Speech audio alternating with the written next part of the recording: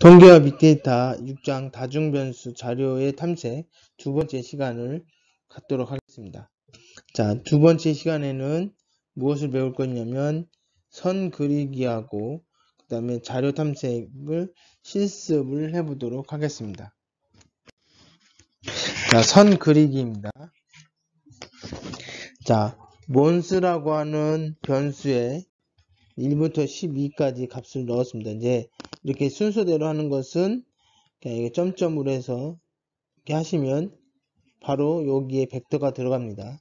자, 요거는 다양한 정수의 벡터를 만든 거고요. 자, 이렇게 하면 이 두 개가 이제 짝을 이루겠죠. 여기 이제 x 값이고 여기 y 값이라고 생각합니다. 그러니까 즉 1,5, 2,8 뭐 이런 형태가 되겠죠. 그 다음에 지각생이 통계고 여기 타입은 L로 되어 있습니다. L이라고 라인의 약자가 되겠죠. 자, 그 다음에 여기는 굵기, 아니요, 죄송합니다. 굵기가 아니고 타입이겠네요. 선의 타입, 그 다음에 굵기가 1이고, 그 다음에 S축은 몬스, Y축은 지각에 관련된 값을 레이트 CND, 여기 뭐 카운트 약자를 쓴 것 같아요. 자, 그래서 한번 보도록 하겠습니다. 자, 이렇게 그림을 보시면 여기 이제 차트에 이름이 있고 요 플롯이라고 돼 있고 여기 이제 x값 y값 이렇게 생각하시면 됩니다. 그래서 아까 이제 x가 1일 때 y값이 뭐 3이었나 아니 5였나 봅니다. 그래서 여기에 점 찍고 점 찍은 다음에 요거를 라인을 선을 그렸습니다. 라인을 그린 거고요. 두께는 1로 본 거고 그 다음에 종류는 뭐 점선도 있을 거고 실선도 있고 뭐 여러 가지 있겠죠. 여러분 책 223페이지에 보니까 6종류의 선이 있습니다. 그래서 그 중에 첫 번째 선을 선택을 한 거고요. 이렇게 해서 이렇게 그림을 그려줄 수가 있습니다. 그럼 타입을 L로 안 했을 때, 뭐 B로 했을 때는 이렇게 동그라미가 들어가 있으면 선이 그려진 거고, S는 여기 사각형 형태의 모양으로 그림을 그렸습니다. 그 다음 O로 되어 있을 때는 여기 동그라미로 해서 이렇게 됐고요. 예, 보니까 B하고 O하고 차이는 잘 안 보이는데 좀 특이한 게 있다면 여기는 약간 떨어져 있어요. 여기는 좀 붙어 있고 뭐 그 정도 차이만 있습니다. 자, 아까 이야기했던 선의 종류입니다. 그래서 선이 지금 1이 실선인 거고 자 2, 3, 4부터는 점선으로 되어 있죠. 그래서 필요에 따라서 선택을 하면 됩니다. 그래서 다중변수의 자료의 변수 중 하나가 연, 월, 일과 같은 시간을 나타내는 값을 갖는 경우는 S축을 시간축으로 해서 선 그래프를 그리면 시간의 변화에 따른 자료의 증감 추이를 쉽게 확인할 수 있다. 그래서 보통은 시간을 나타낼 때는 S축에다 시간을 나타낸다. 뭐 이런 얘기죠. Y축은 그거의 시간의 변화에 따른 증감을 보여주는 거고요. 자, 그리고 이런 것들을 우리는 시계열 자료라고 타임 시리즈 데이터라고 얘기하고 있고요. 그 다음에 선 그래프는 시계열 자료를 내용을 파악하는데 가장 일반적으로 많이 쓰는 차트라고 생각하시면 됩니다. 자, 복선의 선 그래프를 작성하는 방법입니다. 그러니까 결국은 뭐 이렇게도 그리고 뭐 이렇게도 그리고 이렇게 선이 한 개가 아니고 두 개 이상 복수의 선을 그릴 때 한 건데 지금 보니까 이건 뭐예요? 이게 요거는 말 그대로 시간순이죠. 그러니까 이제 1월달, 2월달, 3월달 이런 식으로 그 다음에 늦은 개수 이게 아마 이제 학생 1번, 2번 이렇게 생각하면 될 것 같아요. 그래서 그렇게 보는 것보다 1반, 2반. 그래서 1반이 1월달에 5명, 2반이 1월달에 4명, 뭐 이런 식으로. 그래서 어느 반이 더 많냐, 뭐 이런 것들 보는 것 같습니다.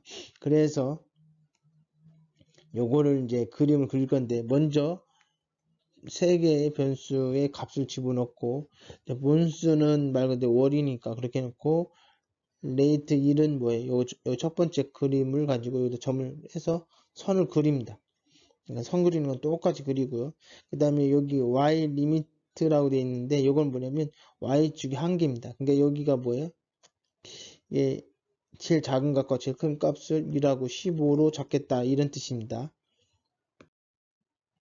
자, 그렇게 그리고 나서 그다음에 라인이라고 하는 것은 그 플롯은 이미 그려졌으니까 플롯이라고 하는 함수 통해서는 S축과 Y축이 다 나와 있어요.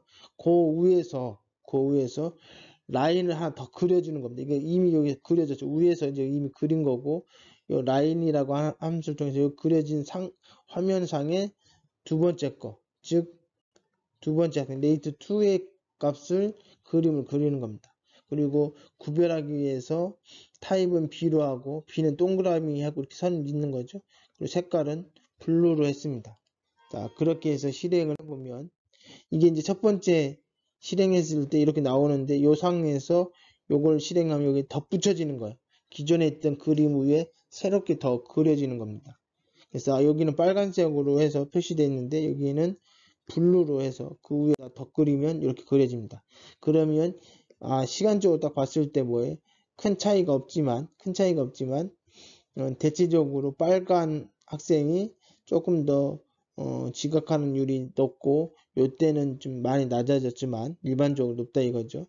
그리고 뭐 여름에 갈수록 지각하는 학생들이 많아졌다. 뭐 이 정도 이렇게 얘기할 수 있겠네요. 이렇게 차트를 가지고 이 두 집단의 내용들을 해석할 수 있죠. 이게 시각화가 돼 있으면 쉽게 해석이 가능한 겁니다. 4절 자료의 탐색 실습에 대해서 배워보도록 하겠습니다.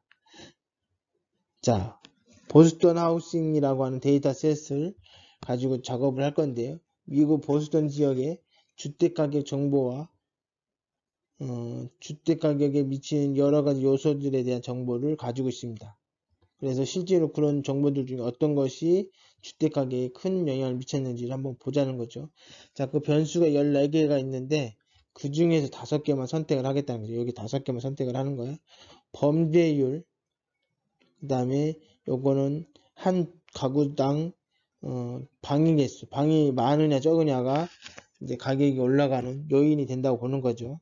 그 다음에 직업센터가 있는데 5개가 있는데 거기로부터의 거리, 중요한 건물에 얼마나 많이 떨어져 있느냐도 가격에 영향을 미치죠. 우리가 역세권 하는 이유가 여기에 가까울수록 가격이 올라가잖아요.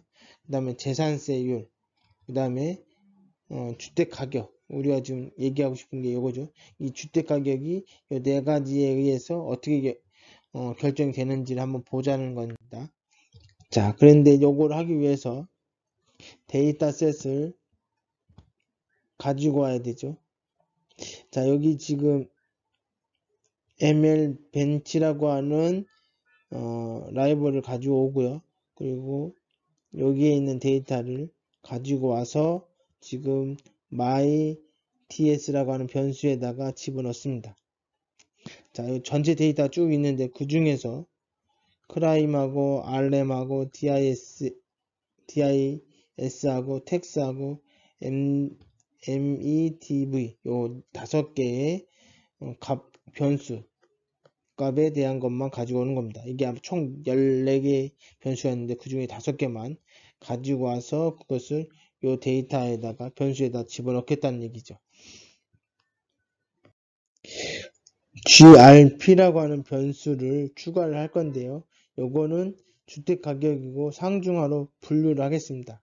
그러니까 이제 25보다 큰 것을 상으로 놓고 17보다 작은 걸 하로 놓으면 그 나머지는 그러니까 17 이상부터 25 이하까지 요 이상이니까 여기 미만이 될 거고 여기는 이하니까 여기는 초과가 되겠죠. 요 사이에 있는 것은 중으로 보겠다는 거죠. 요거의 값들이 아마도 실수 형태로 돼 있을 거고 그 값은 천차만별일 건데 그 중에 25하고 17을 경계로 해서 이제 라벨을 붙이겠다는 거죠. 이게 높은 가격, 중간 가격, 낮은 가격 이런 식으로. 그래서 이렇게 if 조건문을 통해서 25보다 크면 h가 들어가고 17보다 크면 여기 25보다 크지 않다는 얘기는 25 미만이라는 얘기고 그거 중에 17보다 큰 것들을 L로 놓고 나머지는 H로 놓겠다는 얘기죠. 그렇게 되면 모든 여기에 있는 요 가격, 주택 가격을 여기에다 새롭게 높고 낮고 가운데 뭐 이렇게 세 개 H, L, M으로 값이 들어갑니다. 이거를 이제 팩터 범주형으로 바꾸겠다는 얘기죠. 범주형으로 바꾸고 그 라벨은 아까 이야기했던 게 H, M, L로 순서를 바꿔서 정렬 하겠다는 얘기고요. 그러면 결국은 여기 만들어져 있던 데이터 프레임에다가 grp라고 하는 것을 합쳐서 데이터 프레임을 새로 만들겠습니다. 그리고 그걸 쭉 뽑으면 요거 이제 주택 가격이 이미 들어있긴 합니다. 그러나 grp라는 걸 통해서 여기 24는 뭐예요? 25보다 작으니까 뭐가 들어가는 거예요? 중간값이죠. 중간값은 얼마라고 했어요? 여기 1, 2, 3이잖아요. 이게 3이 들어가는 겁니다. 그죠? 여기 21도 3이고 34.7은 25보다 크니까 높은 거죠. 그러니까 H죠. H는 순서상 1이 되겠죠.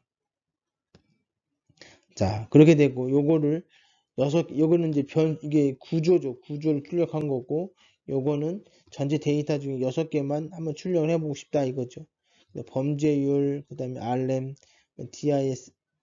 DIS, 뭐 텍스 뭐 이런 식으로 해서 값을 출력을 했습니다. 그리고 그때의 주택 가격에 대한 높고 낮음을 표시한 거고요.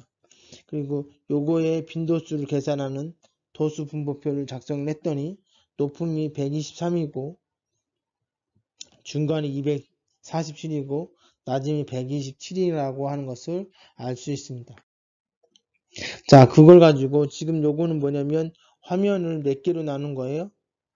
여기 앞에 2가 있으니까 2행 3열로 나눠요. 그러니까 차트를 6개까지 출력할 수 있게끔 만든 거예요. 그 화면 분할을 해준 거죠. 그리고 나서 i를 5까지 1부터 5까지 그러니까 5개를 히스토그램, 막대 그래프, 뭐 히스토그램이라고 정확하게 얘기하면 히스토그램을 그려라 이거죠. 근데 그리는데 그 순서대로 요 i번째의 값을 넣는 거죠. 그러니까 i라고 하는 건 결국 변수인데 크라임에 대한, 그 다음에 RM에 대한, DIS에 대한 그 히스토그램을 출력을 한 겁니다. 그래서 자 여기 보시면 지금 여기에서 지금 메인은 뭐냐면 제목인데 제목을 어떻게 했냐면 콜네임, 그러니까 변수의 이름이죠. 변수의 이름에 i번째 것을 한다. 이게 i번째거든요. 변수의 이름을 그대로 순서대로 넣은 거고요. 반복할 때마다. 그리고 색깔은 노란색으로 하라서 노란색으로 출력이 된 걸 알 수 있습니다. 요거는 뭐냐, 이걸 6개 분할을 했던 거는 다시 하나로 통합을 시키는 거죠. 분할을 해제한 겁니다. 자, 이번에는 뭘 한 거냐면 다시 6개로 분할을 하고 이번에는 뭘 그린 거냐면 박스 플롯, 상자 그림이죠. 자, 지난 시간에 제가 이제 줌을 통해서도 설명을 한번 드렸고 실습에서도 한번 설명을 드렸는데 전체 데이터가 그렇게 있으면 물론 이제 이렇게 안 그리고 어떤 뭐 책이나 이런 데서는 이렇게 그릴 수가 있어요. 그럼 여기 이제 수직선 상에 쭉 데이터가 이렇게 있을 겁니다. 그러면 이게 예를 들어서 이제 100개로 하는 이유는 구분하기 쉽게 하려고 그래요. 100개의 데이터가 있다고 하면 거기서 앞에서부터 시작해서 25개, 다음 단계에서의 25개, 그 다음 단계에서 25개, 그럼 나머지는 당연히 25개가 되겠죠. 그럼 여기가 바로 뭐가 돼요? Q1이 되는 거고, 여기가 중간값 Q2가 되는 거고, 여기가 Q3가 되는 겁니다. 그리고 그래서 이 그림을 이렇게 그리죠. 이렇게. 그리고 여기 중간값은 진하게 그리고 요거는 쓰질 않습니다. 안 써요.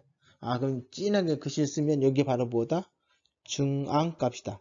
그 다음에 최대값과 최소값을 구하는데 그건 어떻게 구하냐면 요 길이를 IQR이라고 합니다. IQR의 1.5배만큼을 이쪽에다 1.5배가 여기에 돼요. 1.5배는 여기 뒤에 있겠죠. 여기에 있는 것들 중에 여기가 이제 바운다리. 이 선으로 그려지지도 않습니다. 바운다리고 이 바운다리 안에 있는 것 중에 가장 작은 걸 찾아요. 그게 여기에 있다. 그럼 이때 이렇게 선을 그려버려요. 요거는 안 그리는 겁니다. 이건 바운다리라고 생각하고 하라는 얘기예요. 근데 얘가 이제 여기 있는 것 중에 바운다리 안에 있는 것 중에 제일 작은 거라고 해서 최소값이라고 얘기합니다. 그런데 이 최저값보다 더 작은 놈이 있을 수 있어요. 바운다리 벗어나는 애들. 그런 애들을 우리는 뭐라면 이상치, 뭐 특이값, 뭐 이런 여러 가지 값으로 이름으로 불려집니다. 여기는 지금 보니까 뭐예요?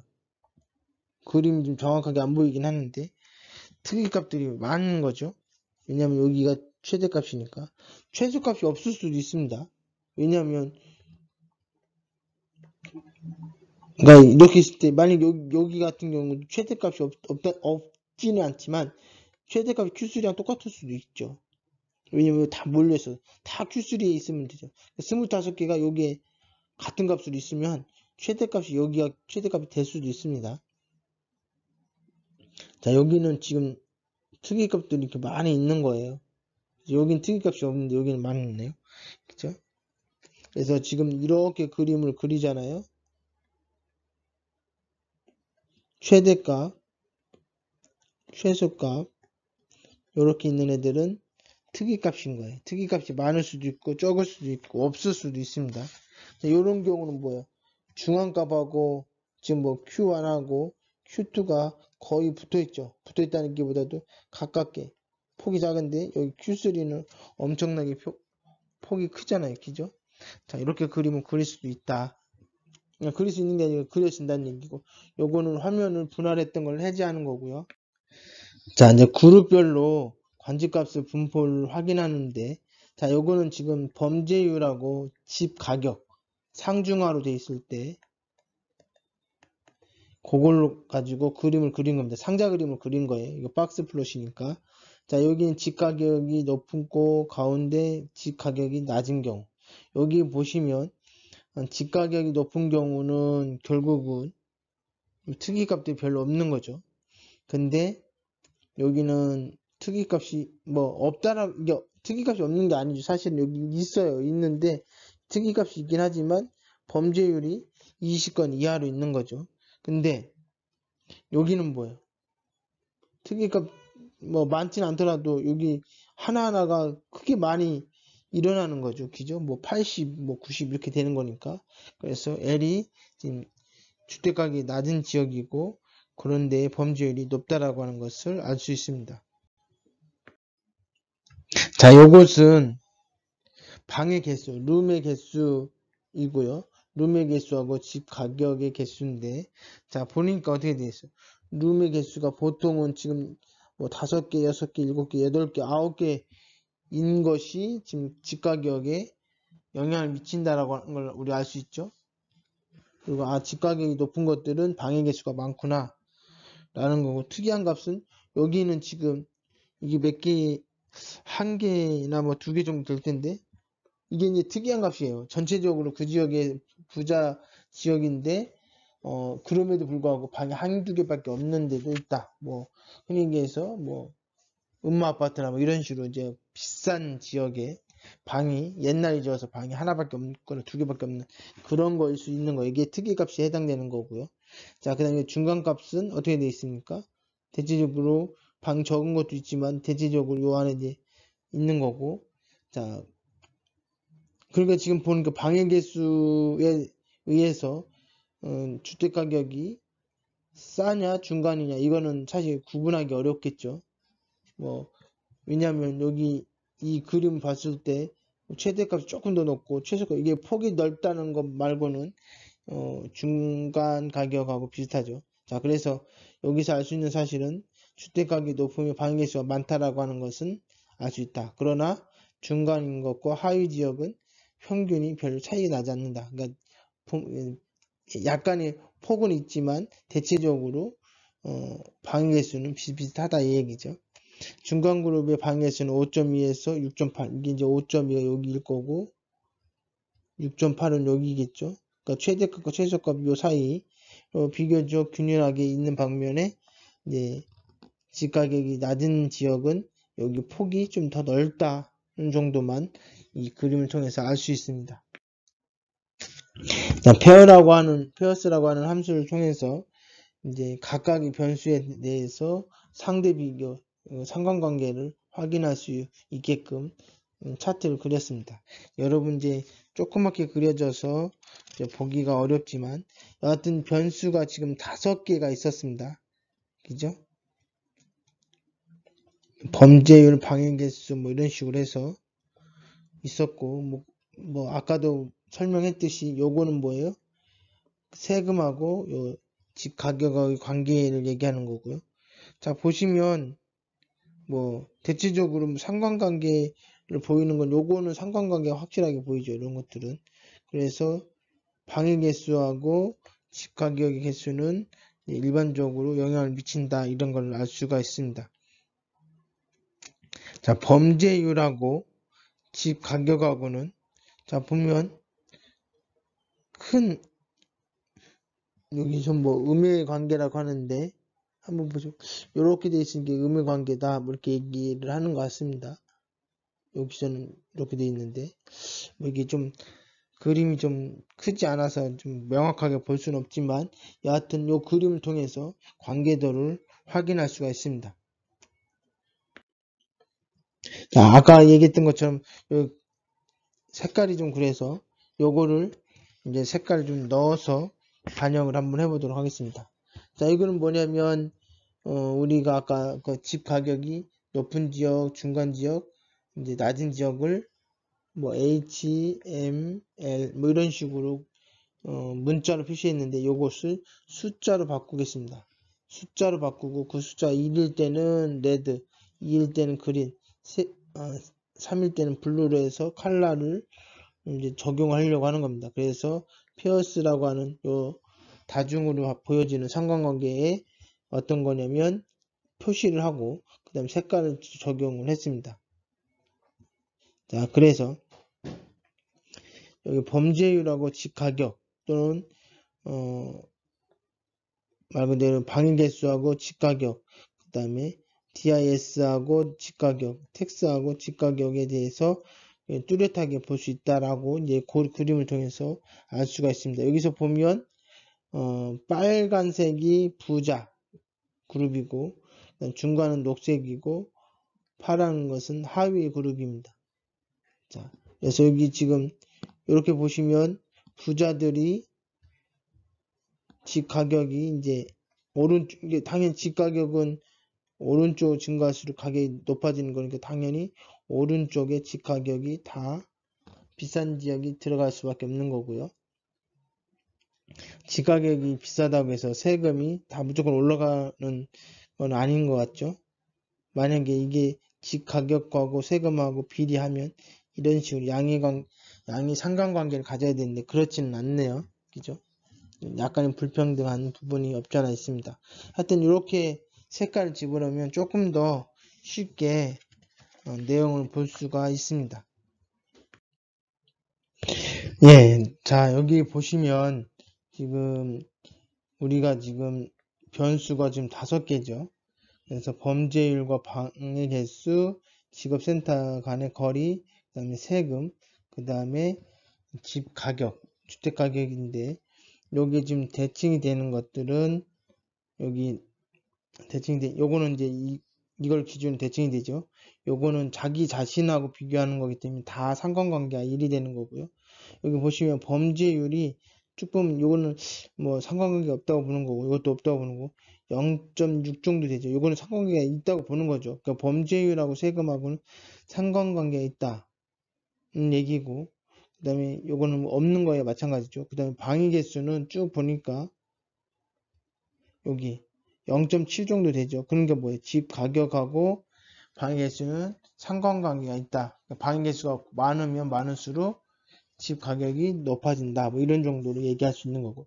나머지는 뭐 상관관계 없는 걸로 보시면 됩니다. 그래서 마이너스 0.5보다 작은 경우, 플러스 0.5보다 큰 경우에 상관관계가 있다라고 보시는 게 맞습니다. 코드 6.8은 여태까지 했던 작업을 정리해 놓은 겁니다. 요거는 데이터셋을 가져오는 거고요. 그 다음에 새로운 데이터를 만들어서 넣는 과정이고요. 그래서 새로운 데이터 변수를 넣었는데 높다, 낮다, 중간이다 이렇게 한 거고요. 이거를 범주형 자료로 만든 거고요. 그 다음 요거는 이제 새로 만들어진 데이터 프레임을 확인하고 싶은 거고, 요거는 뭐 빈도수, 즉 도수 분포표를 작성한 거고요. 자, 그 다음에 요거는 이제 차트를 그린 거죠. 요거는 히스토그램을 그린 거고, 여기는 박스 플롯을 그린 거고요. 자, 그 다음에 요거는 이제 1인당 범죄율 해가지고 박스 플롯을 각각을 그린 거죠. 그리고 요거는 그걸 한꺼번에 그 뭐예요? 상관관계를 그린 거잖아요. 그죠? 아까 보여줬던 거 여기 5개, 여기 5개.